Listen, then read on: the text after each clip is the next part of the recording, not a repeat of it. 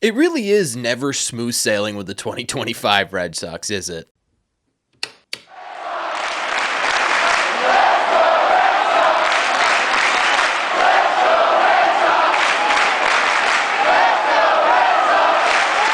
What is going on, everybody? Welcome back to Red Sea Radio. My name is Corbin, and ladies and gentlemen, it is officially playoff time here among Major League Baseball, but specifically for the Red Sox, it's their first playoff series in 4 years, and we are going to be live, by the way, on this channel for every single wildcard game, starting at 6 p.m. Eastern Time tonight. The biggest live stream on this channel, in this channel's history, at least to this point, is going to take place. Make sure you guys are there. Again, that is going to be tonight, 6 p.m. Eastern Time, right here on Red Sea Radio. But before we get to the live stream, before we get to the playoff game, we got a whole lot of news we got to cover regarding the Boston Red Sox, and some of it is definitely not overly positive, because yesterday Alex Cora and Garrett Crochet gave their sort of opening introductory press conferences, not really introductory, but sort of opening remarks heading into the series, and they had some really interesting things to say. I think right off the bat, let's start with a little bit of fun, positive news, and that's that Garrett Crochet has really started to become not only just a leader on the field, right? He's been a guy the Red Sox go to every 5 days to lead this team to the position they're in, right? I don't think you're in the position you're in right now without Garrett Crochet, and that's an extremely obvious statement, but he's becoming a leader off the field as well, because in this press conference, it was revealed that while the Red Sox were traveling to New York, Alex Cora said, hey guys, just dress casual, right? Nothing too crazy, but Garrett Crochet responded and said, no. This is a business trip. We're here to take care of business. Everyone dress business casual. And guess what the team did? They went business casual. I think that's just absolutely awesome to see that Garrett Crochet is starting to develop into this leader for the Red Sox, both on the field and off the field. And plus, the Red Sox do look pretty damn good in some business casual uniforms, right? I'm not going to lie. So I really like to see that from Garrett Crochet. The other sort of bigger, not really positive or negative news to talk about is that the Red Sox are going to be starting Jarren Duran in the first game in left field, Alex Cora announced. And normally, this probably wouldn't be any sort of news thing, right? Jarren Duran has been the starter for the Red Sox the entire season. Why are we talking about this? Well, this year we've also seen a pretty drastic split from Jarren Duran, especially against lefties. This season, he's hitting just .211 with a 600 OPS. Now, we know that Max Fried is going to be the opening starter for the New York Yankees in this first game. Specifically against him, Jarren Duran is 0 for 10 with 5 strikeouts, right? That is just simply not the best stat line to be looking at, especially coming into a series where you win game 1, statistically, you're more than likely to win the series. So this is a big game to win. You want your most talented team out there. Duran is a guy who struggled against him all season long. You've got a guy like Rob Refsnyder, who's most likely going to be playing today somewhere, right? Probably either for Wilyer Abreu or Masataka Yoshida. My guess would probably be for Wilyer Abreu, at least until the later innings. But you also have guys like Nate Eaton and Nick Sogard, who can hit lefties fairly decently, so it is a little bit interesting the Red Sox went with Jarren Duran, but at the same time, like I've been saying for the past couple of weeks or week, I would say, it's not so much anymore about what you did during the regular season, it's about what you're doing now, right? Everyone on this team is 0 for 0.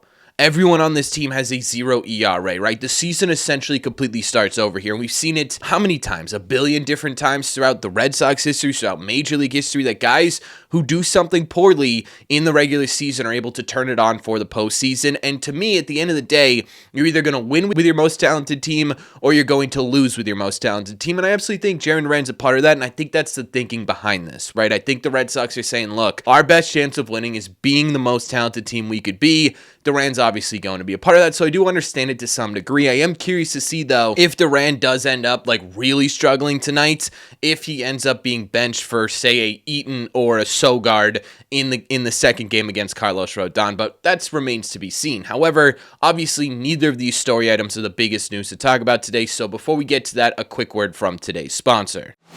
And of course, today's sponsor is DraftKings. And they have an absolutely fantastic offer for you right now on DraftKings. New customers who sign up using code REDSEAT and bet $5. If that bet hits, get $200 in bonus bet instantly. You can then stay in the action and use your bonus bets on DraftKings single game parlays at your shot at an even bigger payout. To take advantage of this fantastic offer, all you have to do is use code REDSEAT when you're signing up. Again, fantastic offer, code REDSEAT. Thank you to DraftKings for sponsoring this episode. Please don't forget to gamble responsibly. DraftKings, the crown is yours. Let's get back to the video. The biggest news we have to talk about in today's video is honestly nowhere near positive, and that is despite the Red Sox not having announced their official wildcard roster just yet, we do know one big name is not going to be on it. Lucas Giolito will not be starting Game 3 for the Red Sox. In fact, he will not be starting any games for that matter, at least in the wildcard series, because instead, he is going to be figuring out the severity of an elbow injury he has sustained. Right now, he is in Alabama with the doctor that performed his internal brace surgery and how long he's going to end up being out for. And obviously, this is a pretty big blow. If we're talking about Red Sox pitching, it has been unbelievably all over the place this season, right? Injuries have just absolutely decimated this Red Sox pitching staff throughout the year, but there have been three constants. It's been Garrett Crochet, it's been Brian Bayo right behind him, and it's been Lucas Giolito rounding him out. To lose any of those guys in a 3-game set with your season on the line is obviously not good news, right? You go into a big series, you say, hey man, are we going to get Gio, Bayo, or Crochet in this one, and does that put us in a position to win, right? It felt like every single time out,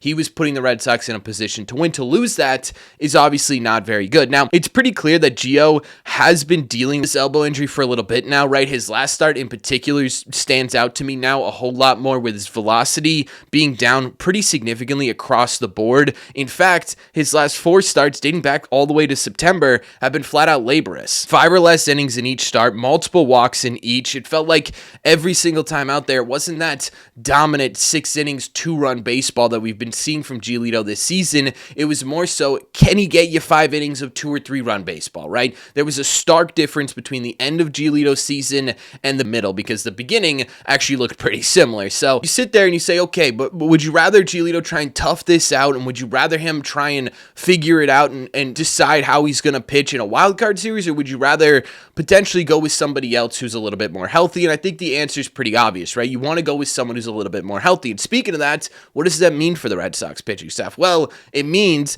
Connelly Early or Kyle Harrison are about to take over an absolutely massive role, right? A potentially season-altering, season-changing role here in this final couple of days. My opinion, it should very clearly be Connelly Early, right? I think he's absolutely earned it. I think the Red Sox can get away with, honestly, a little bit of a semi-quasi bullpen game out of Connelly Early, right? If you have Crochet who's able to go, let's say 6 innings tonight, you have Bayo who's able to go, let's say 5 innings tomorrow night, and then if you have to have a Game 3, Connelly Early come out, give you 3 or 4 innings. I actually do trust the bullpen a little bit. And despite the moments we've had with this bullpen this year, they've ended up as the best ERA-wise bullpen in the American League this season. There are some real heavy hitters in there. And I think if, given the postseason, given the adrenaline, those guys are going to be able to do that. So in my opinion, it should be Connelly Early, but it could be Kyle Harrison as well. The ultimate plan now should just be not get to a Game 3, right? If we could just avoid Game 3 situation altogether, that would be absolutely fantastic, right? You've got Crochet on the mound tonight,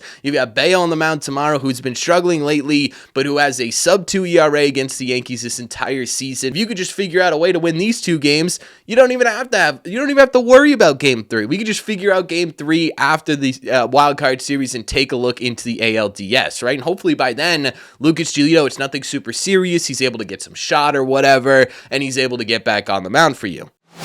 Now, the Red Sox are obviously going to be without Giolito in this series, so they have to figure out what person in this sort of group of 28, 29 guys is going to end up taking his spot. There are a couple of answers that we could say here. My opinion, there are two or three names that could be replacing Giolito's spot. One of them could be Peyton Tolle. In my opinion, I don't think that Peyton Tolle, at this point, before the Giolito injury, was going to be on the Red Sox postseason roster. I love the guy. I think he's a great player. I think he's going to be a really good pitcher future for the Red Sox. I don't think he's polished enough to throw him in to, let's say, a 6th inning with 2 runners on base to try and get 3 outs, right? He just simply hasn't been a stopper for the Red Sox, at least at this point in the season. However, with Giolito being down, the Red Sox may need some innings, and Tolley is a little bit stretched out here to the point where he can give you 2 or 3 innings. It's just going to depend on how many runs he's going to give up in those 2 or 3 innings, right? So I do think he's a name to pay attention to. I also think Chris Murphy, who got optioned before the end of the season here to make room for that guy, Jose De Leon, who finished out this season, is a name to be paying attention to, right? He's had certainly his moments where he hasn't looked very good this season, but he's also had a whole lot more moments where he has looked very good this season, where he has been a stopper for the Boston Red Sox. And the third name you should be paying attention to is Brennan Bernardino. This is a guy who's been injured for most of September, but the latest report was that he was feeling pretty good. If he's fully healthy and ready to go, I think the Red Sox go with Bernie. If not, I could see them ending up going with a Chris Murphy or a Peyton Tolley. Honestly, I could see a combination of these guys ending up in the Red Sox bullpen coming into their first wildcard series. Again, I don't know what this ultimate roster is going to look like, and we'll talk about this later today once the roster gets announced. If there's anything major, right, I probably won't make a solo video on the Red Sox roster unless there's some crazy changes that we weren't expecting to be on it, but here's my official prediction for what the Red Sox pitching roster is going to look like. I think the rotation is going to be Crochet, Bayo, Early, specifically for this series, and the bullpens, Weiser, Kelly, Slayton, Whitlock, Matt, Wilson, Chapman, Chris Murphy, Peyton Tolley, and Kyle Harrison, right? That ends up being 13 names, and then you have your obvious 13 position players as well. I think that's how the Red Sox round it out, but obviously you're going to have to piece together a game 3 here, and any way you want to look at it, losing Lucas Giolito is a pretty big blow.